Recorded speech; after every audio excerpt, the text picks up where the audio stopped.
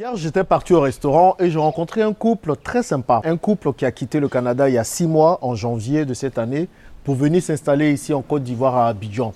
Donc dans nos discussions, il me disait Jean-Yves, il me suivait depuis déjà quelques années et ils ont été inspirés aussi pour venir vivre ici en Afrique.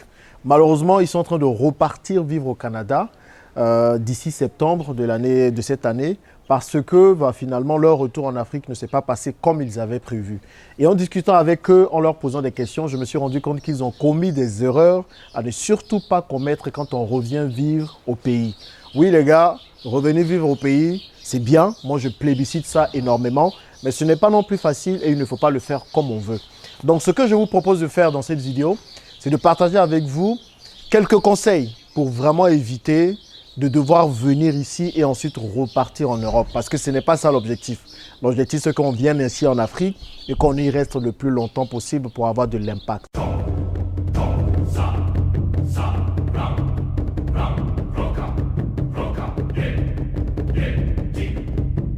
Pour ceux qui me découvrent pour la première fois, moi, je suis revenu vivre ici en Côte d'Ivoire à Abidjan. Cela fait à peu près bientôt 1 an, depuis septembre 2021. Et je peux vous dire que c'est la meilleure décision que j'ai prise de ces dernières années, clairement. Cette vidéo est clairement pour les gens de la diaspora qui veulent revenir vivre au pays. Moi, je n'ai pas arrêté de clamer partout que la place des Africains, c'est ici en Afrique, ok, et qu'il faudrait qu'on rentre massivement.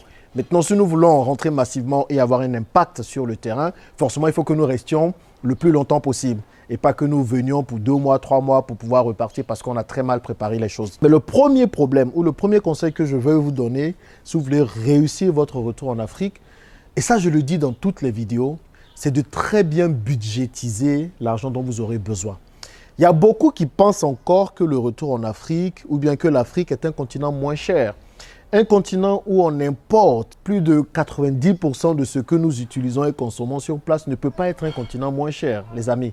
À part la nourriture que nous produisons, et encore, on ne produit pas assez pour pouvoir satisfaire tous les besoins, on importe quasiment tout. On importe les télés, on importe les radios, on importe les véhicules, on importe énormément de choses. Et malheureusement, l'Afrique ne peut pas être moins chère.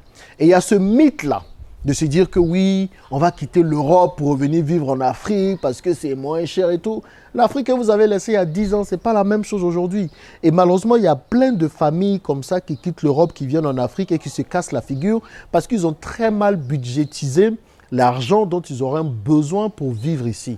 L'Afrique est chère et encore plus chère si vous voulez vivre selon les standards de l'Europe. Et ça, il faut faire très attention à ça. Et moi, le conseil que je donne aux gens, pour une famille, par exemple, d'un couple avec 2 enfants, prévoyez un budget de minimum 3 à 4 000 euros par mois. Parce que déjà, l'école coûte cher. Je vous ai dit, moi, j'hésitais entre 2 systèmes éducatifs. Le système américain qui va me coûter 20 000 $ par an ou de faire du homeschooling pour les enfants. Quand je dis du homeschooling, c'est vraiment m'occuper de leur éducation avec mon épouse. Parce qu'encore une fois, moi, j'ai quitté Dubaï pour venir ici en Côte d'Ivoire pour que mes enfants puissent retrouver un peu leur africanité. Préparez votre budget, les gars. Ça, c'est le plus important. Le deuxième conseil, qui est très important, quand vous revenez vivre ici, les gars, faites-vous rare. Il est très important de vous faire rare. Le problème, c'est que plusieurs personnes veulent revenir vivre en Afrique parce que certainement leur famille les manque. Manque à ces personnes, donc leur famille leur manque, ils veulent retrouver leur famille.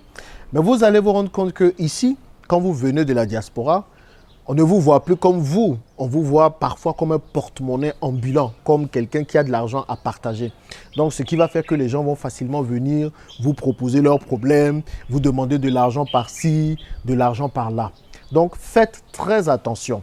Moi, je dis, vous venez, vous êtes venu dans un objectif, avoir de l'impact dans le pays, ok? Donc, faites-vous rare. Ne soyez pas dans toutes les fêtes, dans tous les deuils, dans tous les funérailles, dans tous les mariages, tout. Si on vous voit trop, à un moment donné, vous allez dépenser énormément. Moi, quand je suis revenu, il y a des membres de ma famille que je n'ai pas vus jusqu'à aujourd'hui. Pas parce que je ne les aime pas, mais parce que je veux rester concentré.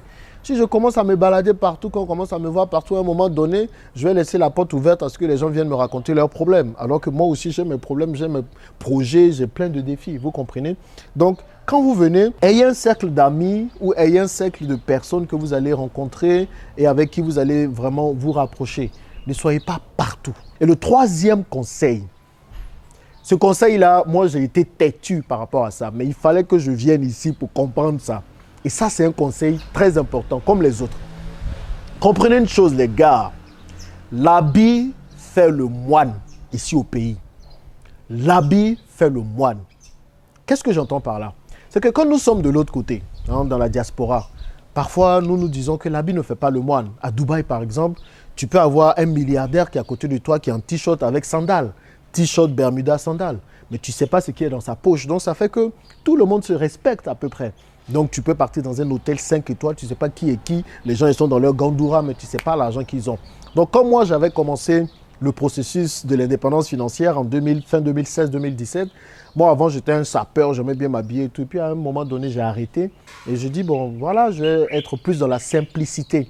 Donc j'avais commencé à juste m'habiller en t-shirt. Vous avez vu même dans les débuts de mes vidéos, j'étais vraiment qu'en t-shirt, pantalon, vraiment simple. Et la plupart du temps, c'est pareil que nous faisons.